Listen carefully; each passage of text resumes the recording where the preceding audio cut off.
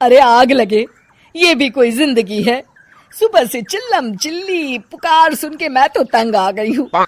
अरे वो भी क्या दिन थे जब मैं गांव में रहा करती थी। पहले बड़ी सुखी थी मैं। पहले मेरी जिंदगी क्या थी और अब क्या हो गई है। शहर में तो लोग भेड़ बकरी की तरह जीते हैं। जीने का असली मजा तो गांव में है। क्यों, क्या हुआ माँ जी? आज गांव की बहुत याद आ रही है आपको? अरे हाँ बहू, शहर का जीना भी कोई जीना है। लोगों की आधी जिंदगी तो सड़कों के ट्रैफिक में निकल जाती है और यहाँ रखा ही क्या है। एक बात कहूँ, दिल्ली शहर अब पहले जैसा नहीं रहा। क्या माँ, जब देखो गांव के गुणगान गाती रहती हो। ठीक है, इस बार ना बच्चों के कॉलेज की छुट्टियों में हम सब गांव चलेंगे, ठीक है? हाँ, ये ठीक है। फिर कुछ दिनों के बाद सारा परिवार अपने गांव चला जाता है। अरे वाह, कितनी ताजी और साफ हवा है, कितनी शांति है यहाँ। चल बहू, अब बढ़िया सा खाना बना दे, मजे से आंगन में बैठ के खाएंगे। सुशीला गांव का माहौल देख बड़ी खुश होती है। 2 दिन के बाद गांव की कुछ औरतें सुशीला के घर आती हैं। बड़े दिनों के बाद गांव आई है सुशीला। हमें तो लगा कि तू शहर जाके गांव को भूल गई। और बतिया, तेरी बहू कैसी है? जरा मिलवा तो उससे। अरे मेरी बहू तो लाखों में एक है। बड़ी किस्मत वाली हूँ मैं जो मुझे जानकी जैसी बहू मिली है। हमेशा मेरी सेवा में लगी रहती है और आज तक कभी पलट कर जवाब नहीं दिया उसने। सुशीला की बातें सुनकर सभी औरतें हंसने लगती है।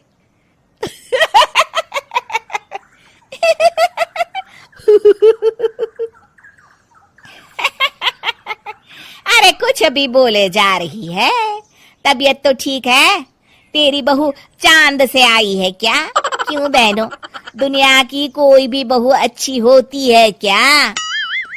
सब औरतें ममता की हाँ में हाँ मिलाती हैं। अरे मैं तो कहती हूँ दुनिया की हर बहू सास का खून चूसने वाली डायन होती है, डायन। मैं तो एक बिल में 1000 सांप के साथ रह सकती हूँ, लेकिन अपनी बहू के साथ नहीं रह सकती। हाँ, तूने सही कहा। मेरी बहू तो तेरी बहू से भी 2 कदम आगे है। सब औरतों की बातें सुनकर ममता मन ही मन बड़बड़ाती है।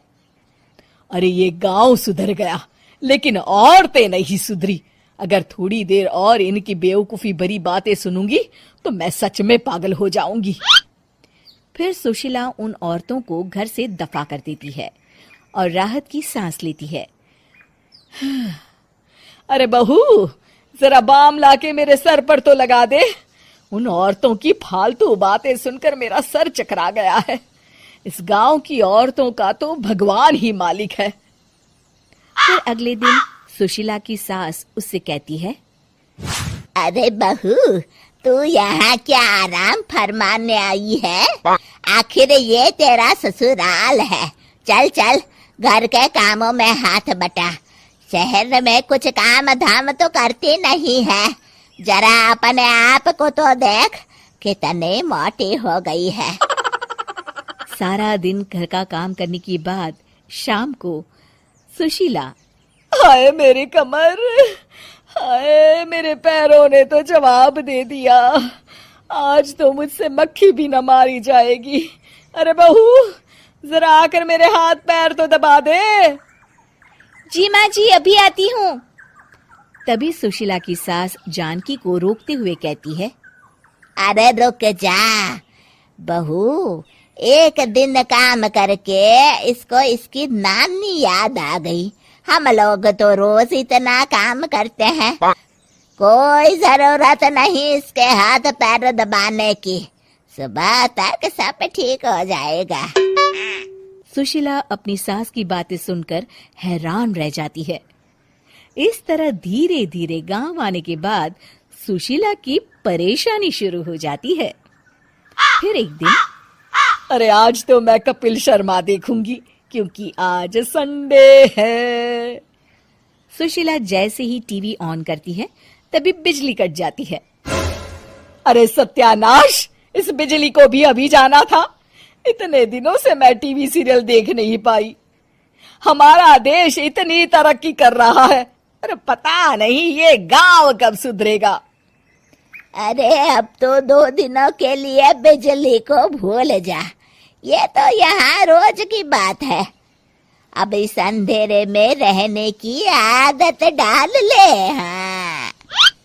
हे भगवान, अब क्या होगा? ऊपर से इन मच्छरों ने जीना हराम कर रखा है। दूसरी तरफ घर के काम कर करके और बिना किसी सुविधा के सुशीला तंग आ जाती है और उसे शहरी जीवन याद आने लगता है। क्यों माँ, मजा आ रहा है ना? अरे आपने ऐसी सूरत क्यों बना रखी है? मुस्कुराइए, अब हम गांव में हैं। मोहन के साथ जानकी भी अपनी सास की खिंचाई करती है। हाँ हाँ माँ जी, आप ही तो यहाँ की बड़ी तारीफ कर रही थी।